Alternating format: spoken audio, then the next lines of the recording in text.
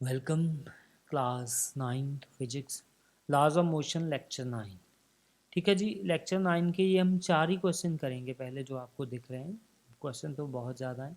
ठीक है, तो हम 4 करेंगे। क्वेश्चन तो बहुत ज़्यादा है, ये देखिए 13 14 17 18 है टोटल। ठीक है, ये एक्सरसाइज के क्वेश्चन है। ठीक है, एक्सरसाइज आपको स्क्रीन के ऊपर भी दिख रही है। अगर आपके पास बुक है तो बुक पे भी यही एक्सरसाइज है। ठीक है जी, तो एन ऑब्जेक्ट एक्सपीरियंस पहला क्वेश्चन हम देखते हैं जल्दी से, समा वेस्ट करने के से पहले कि समा वेस्ट हो क्वेश्चन कर लीजिए। N object experience a net zero external unbalanced force, is it possible for the object to be traveling with a non-zero velocity?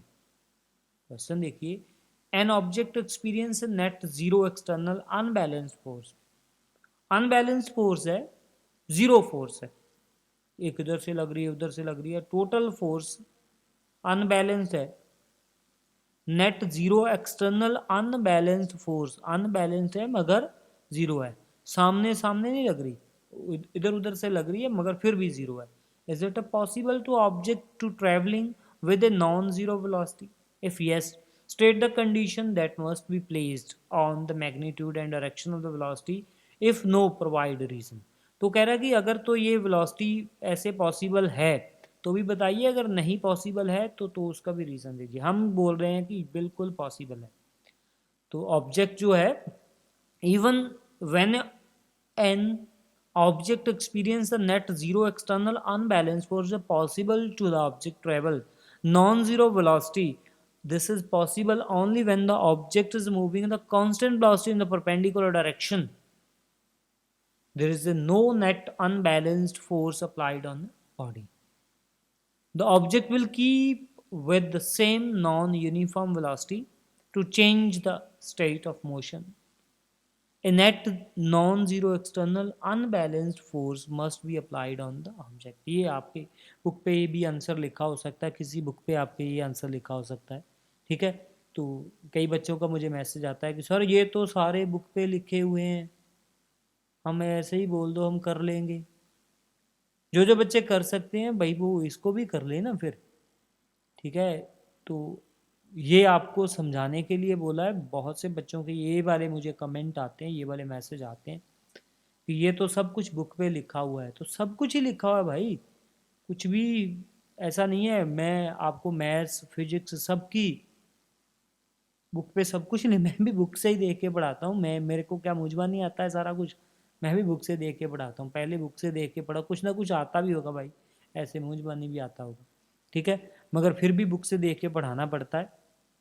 अगर आपको दिक्कत है, परेशानी है इसको पढ़ने में, तो मैं कोई आपको फोर्सली नहीं कहता हूँ कि आप पढ़िए पढ़िए पढ़िए। जिसको ठीक है भूख लगती है वो खुद खाना ढूंढता है, प्यास लगती है खुद ब खुद पानी ढूंढता है।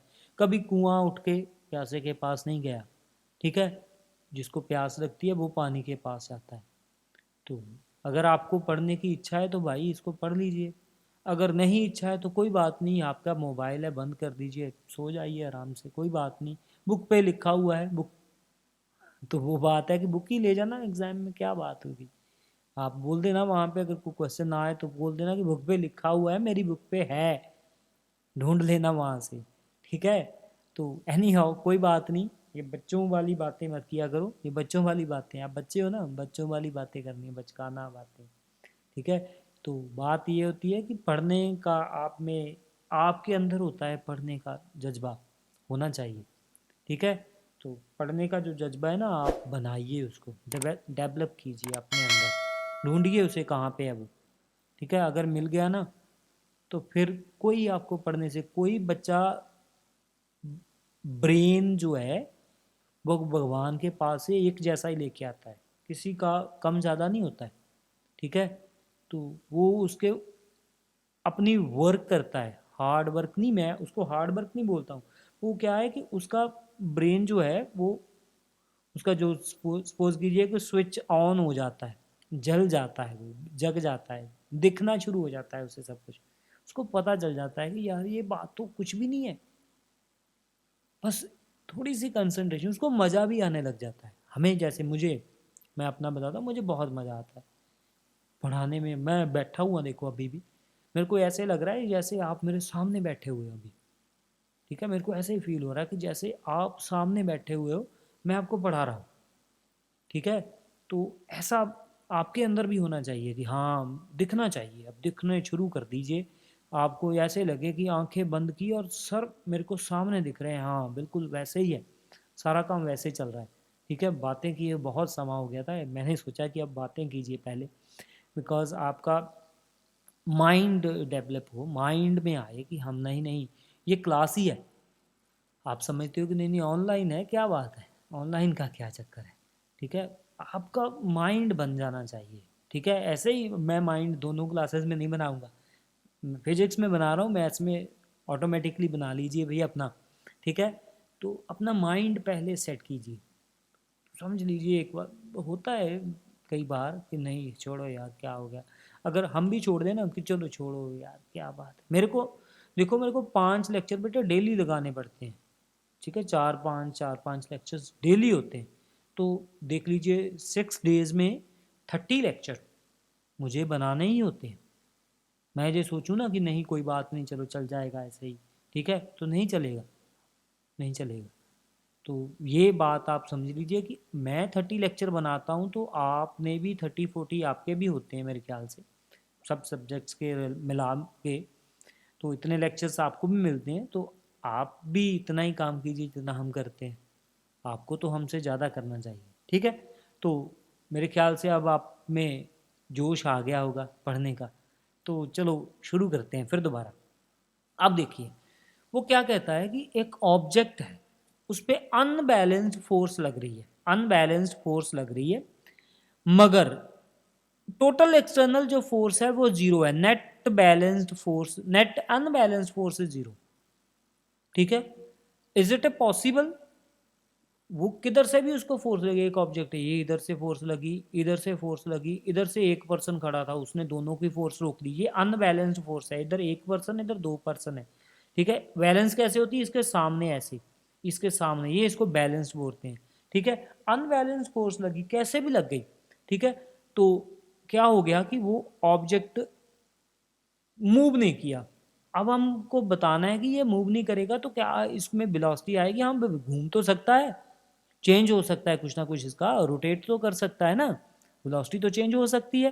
ठीक है, कब होगी कि जब उसके डायरेक्शन परपेंडिकुलर होगी, तो constant velocity in the perpendicular direction. कभी भी किसी भी वैसे आप करके फैन लगा होगा, तो आप छत पे देखिए कि फैन आपके बिल्कुल परपेंडिकुलर डायरेक्शन पे लगा हो, नीचे को बिल्कुल परपेंडिकुलर, छत के साथ बिल्कुल 90 डिग्री का एंगल, छत के बिल्कुल पैरेलल है। किसी का पंखा ऐसे ऊपर नीचे नहीं होता, अगर होएगा तो वो घूमेगा नहीं, ऐसे डांस करेगा फिर।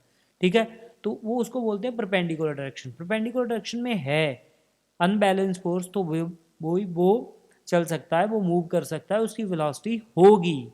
ठीक है, कितनी होगी हमें नहीं पता। Change the state of the motion, no net non zero external unbalance force is applied on the object. ठीक है जी, तो ये हमारे पास हो गया जो हो सकती है, कब हो सकती है, जब भी कोई वेलोसिटी परपेंडिकुलर वर्क करे। ठीक है, जब भी कोई वेलोसिटी उसके परपेंडिकुलर वर्क करे तो पॉसिबल है। तो आगे दूसरा क्वेश्चन है, अब देखिए, when a carpet is beaten by stick the dust comes out in it. तो ये तो बात वही है इनर्शिया वाली। ठीक है, तो कारपेट कहता है कि मैं भाई, सॉरी, मूव, कारपेट ने तो स्टिक मारी तो कारपेट मूव हो गया, जब डस्ट के पार्टिकल मूव हो गए, कारपेट नहीं हुआ। एक का इनर्शिया चेंज हो जाएगा, दूसरे का नहीं होगा। अगर आपने कारपेट को उठा के ऐसे हिला दिया तो कारपेट मूव हो जाएगा, डस्ट के पार्टिकल मूव नहीं होंगे।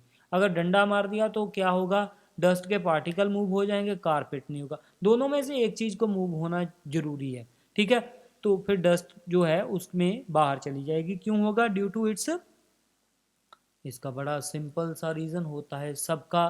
ठीक है, वो क्या होता है, inertia, due to its inertia. मैं बोलता हूँ जिस बच्चे को कुछ नहीं समझ आता उसको ये तो समझ आता है ना, ड्यू टू इट्स इनर्शिया, ये लिख दीजिए, 1 नंबर मिल जाएगा। 2 नंबर में आएंगे तो एक तो दे के जाएगा ना, इनर्शिया, बस। तो क्या हो गया कि इनर्शिया एक का रेस्ट में होगा, दूसरे का मोशन में आ जाएगा, रेस्ट से मोशन में आ जाएगा, एक का रेस्ट में रहेगा, दूसरे का मोशन में carpet comes on the motion and the dust particle remain at the state of rest. ठीक है, तो उससे सब मूव हो जाएंगे, दोनों अलग अलग इनर्शिया हो गया, तो फिर दोनों का आपस में कोई तालमेल नहीं है। ठीक है, तो वो फिर मूव होना ही है उन्होंने। अब एक क्वेश्चन है, नेक्स्ट है third, why it is advise to tie any luggage keep on the roof of the bus. हाँ, तो भी सेम है भाई, जब आप बस की ब्रेक लगने से आगे को गिर सकते हो, सडनली बस चलने से पीछे को गिर सकते हो, भाई लगेज क्यों नहीं गिरेगा? लगेज भी तो आगे पीछे को गिर सकता है ना, तो इसलिए ऊपर बांधना है। तो बस का इनर्शिया जब भी चेंज होगा, लगेज का इनर्शिया नहीं चेंज होगा उसके अकॉर्डिंग, तो जो है आगे पीछे को गिरेगा। ये इसका आंसर बेटे हमने लिखा हुआ है, मैंने बताना नहीं, बता दिया अभी पहले, सेम ही आंसर है इसका। ठीक है, तो ये है कि जब रेस्ट में होगा तो आगे को चलेगा, बैकवर्ड जो भी कुछ लिखा हुआ है ये आपने देखकर उतार लेना है सारा। ठीक है जी, तो ये आप उतार सकते हो, ये पूरे का पूरा ऐसे स्क्रीनशॉट भी ले सकते हो, उतार सकते हो आप। ये आंसर नंबर 3 है। ठीक है, तो फोर्थ में चलते हैं, ये लास्ट हमारा है, तो इसके बाद ये लेक्चर फिनिश हो जाएगा, फिर बाद में आगे लेक्चर्स में मिलेंगे। A batsman hits a cricket ball when which then rolls on the ground after converting a short distance। अच्छा, थोड़ा कवरिंग ए शॉर्ट डिस्टेंस, थोड़ा सा डिस्टेंस कवर करने के बाद वो रुक गई। The ball comes to rest, क्यों हुई भाई? Batsman did not hit the ball hard enough, उन्होंने इतनी जोर से नहीं मारी थी। Velocity of the proportion due to the force external on the balance, तो वेलोसिटी क्या है? एक्सटर्नल फोर्स जो उस पर अप्लाई हो गई। There is a force on the ball opposite in the motion, तो उसके अपोजिट कोई मोशन में कोई फोर्स लगी। There is no unbalanced force on the ball, so the ball would want to come to rest, तो उसके कोई unbalance force नहीं है, तो वो चाहती है कि मैं रुक जाऊं। इन चारों में से कोई एक आंसर उसका है। क्वेश्चन मेरे ख्याल से समझ आ गया होगा। एक बैट्समैन ने, क्रिकेट वाले बैट्समैन ने एक बॉल के ऊपर मारा छक्का। ठीक है, जोर से मारा, उसने छक्का नहीं लगा, उसको मारने की कोशिश की थी कि 6 आ जाए, 4 आ जाए, मगर हुआ नहीं। तो मारी उसने, मगर बॉल रिड़ते, रोल करते करते करते करते ग्राउंड में रुक गई। किसी ने उसको पकड़ा नहीं, मगर फिर भी रुक गई। ठीक है, उसका 4 भी नहीं आया, वहाँ पे कोई फील्डर नहीं था मौजूद। ठीक है, क्यों रुक गई भाई? तो देर is a force on the ball opposite in motion, उसके अपोजिट एक फोर्स लगती है, उसको बोलते हैं क्या? क्या बोलते हैं उसे?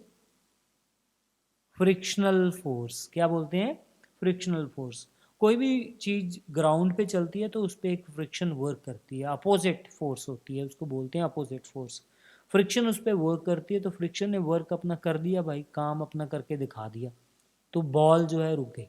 तो इतना चारों में से हमने जो भी ऑप्शंस थी उसमें से आंसर देना है, तो आंसर साथ में मैंने लिख के भी आपको दिया कि क्यों, वाई भी उसका लिख के दिया है। तो वैसे तो आप सी पे टिक लगा देते तो नंबर मिल जाते, हमने रीज़न भी आपको साथ में दिया है। ठीक है, ये हमारे 4 क्वेश्चन थे, आगे वाले क्वेश्चन भी लाजवाब हैं, ये देखिए। ठीक है, 5th है, 6th है, तो न्यूमेरिकल हैं 7th 8th। ठीक है, ये यहाँ तक हमने 8 तक न्यूमेरिकल हैं 4, नेक्स्ट लेक्चर में करेंगे। ओके बेटे, गुड लक, टेक केयर, मिलते हैं नेक्स्ट लेक्चर में।